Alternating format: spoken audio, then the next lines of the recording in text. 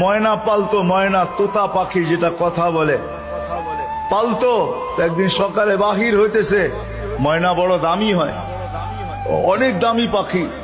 তো বাহির হইতেছে, তো ময়না জিজ্ঞাসা করতেছে মালিক কোথায় যাবে? শিকার খেলতে যাব, শিকার জঙ্গলে। আমার ভাইদের সাথে দেখা হইলে আমার একটা সালাম দিও। তো যখন জঙ্গলে ঢুকছে তো যে দেখতেছে কতগুলা ময়না ডালে বসা আছে। তো নিজের ময়নাটার সালামের কথা মনে উঠছে, তো ডাক দিয়া কইতেছে শোনো, তোমাদের মতো একটা ময়না আমার বাড়িতেও আছে,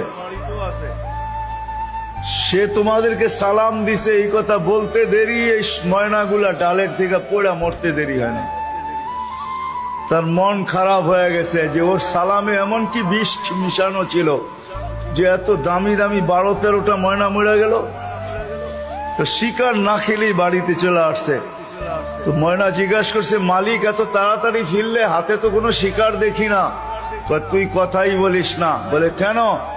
তোর সালামে এমন কি বিষ ছিল যে তোর সাথীদেরকে সালাম দিতে দেরি, একটু মরতে দেরি হয় না। এই কথা বলতে দেরি, নিজের তো মরতে দেরি হয় না, ওইটার সাথে সাথে মরে গেছে। তো খাঁচার দরজা খুইলা সামনে নিয়ে বৈশা অনেকক্ষণ কাঁদছে, না লড়েও না চড়েও না, চক্ষুও খোলে না। আর কতক্ষণ কানবে? বাস ওইখানে তো ওইখানে লাইখা যে উঠা দাঁড়াইছে ময়না, বাস উড়া যে চালে বসা গেছে। তো বলছে এটা কি করলি?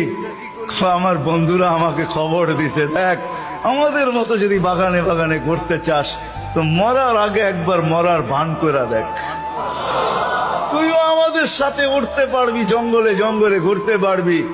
ওইটা মরা ছিল না, ও আমাকে চিঠি দিছে, চিঠি বার্তা দিছে, বার্তা দিছে। এই জন্যই আল্লাহ ওয়ালাদের কাছে যাদের বয়স হয়ে গেছে আর কত করে জান আল্লাহ ওয়ালাদের কাছে পড়া থাকে, জান আল্লাহর রাস্তায় পড়া থাকেন।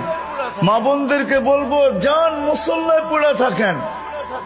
ভাবেন মরার আগে মরা গেলাম, তাইলে চিরদিনের মৃত্যুর থেকে বেঁচে যাবে, জান্নাত মিলবে। জান্নাত করবো তো পাক্কা ওয়াদা। আল্লাহ আমাদেরকে আমল করার তৌফিক দান করেন। ওয়া মা আলাইনা ইল্লাল বালাগ।